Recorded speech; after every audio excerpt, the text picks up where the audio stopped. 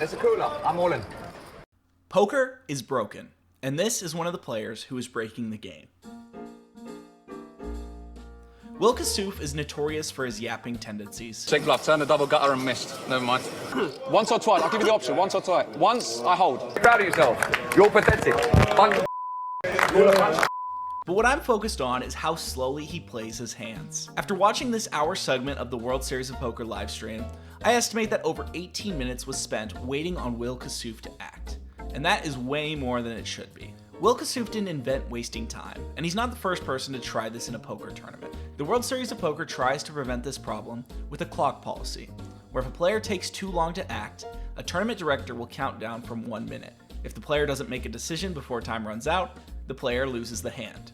So bada bing, bada boom, problem solved, right? Wrong. Our friend Mr. Tiramisu had clock called on him multiple times in the main event, but it didn't encourage him to play any faster. And he's not the only one doing this. In this clip, a high stakes pro puts his stack in the middle, but he's left behind 1 chip. He then says, clock me whenever you feel it's appropriate. We're on a page now, and this is how it works. And after 6 minutes pass, the table finally calls the clock on him. In tournament poker, players earn more money the longer they last.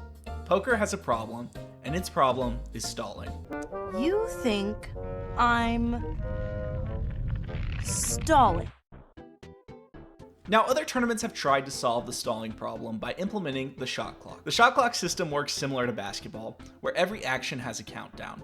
If you run out of time, you lose the hand. I think the shot clock is better than nothing, but I don't think it's the best. I like that it's fair and that everyone gets the same amount of time, but I don't like how little time it gives if you have a big decision. If your opponent shoves all in, you get just as many seconds to make your decision, whether you have 7-4 offsuit or pocket jacks. There's ways of giving players more time to make decisions, but I think this system is a little too rigid overall, and it feels a little too untraditional. This is my guess as to why they haven't put it in the main event, and why I've come up with something that strikes a good balance between fair and traditional.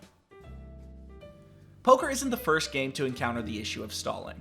In the 1800s, chess games would last for 8 to 9 hours. The modern solution to this problem is a chess clock, which gives each player an allotted time to make their decisions, and if your opponent wastes time, it's only better for you. I'm not the first person to propose a chess clock system, but I think I've come up with a unique way to make it work well. First, each player starts with 5 minutes of time when they enter a tournament, and this time is kept tracked by a computer at the table. When it's the player's turn to act, they get a 10-second countdown, called a delay, and then the player's own personal clock starts to tick down.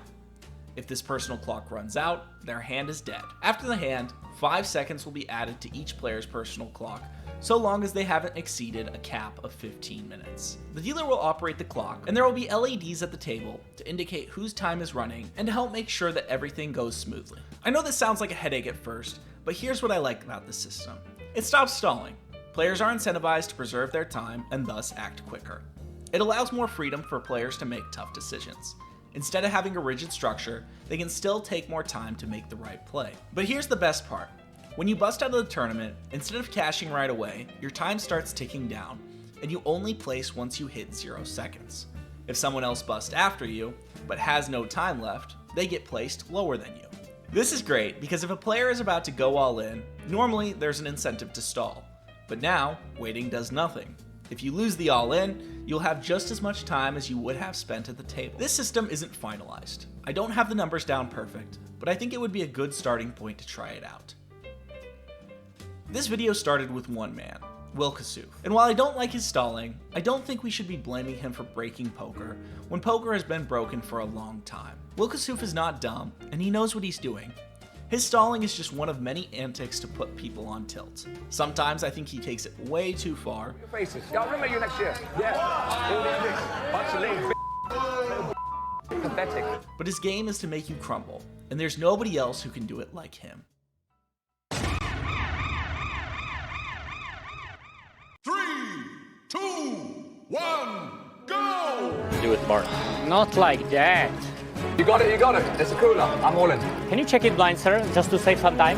7 on queen, dealer's choice. It's something else. So hot here, yeah? No air condition today. Burn 1 card, quick bit brick, followed by brick, brick. Casino Royale. Turn the double gutter and missed. Never mind. 9 high like a boss.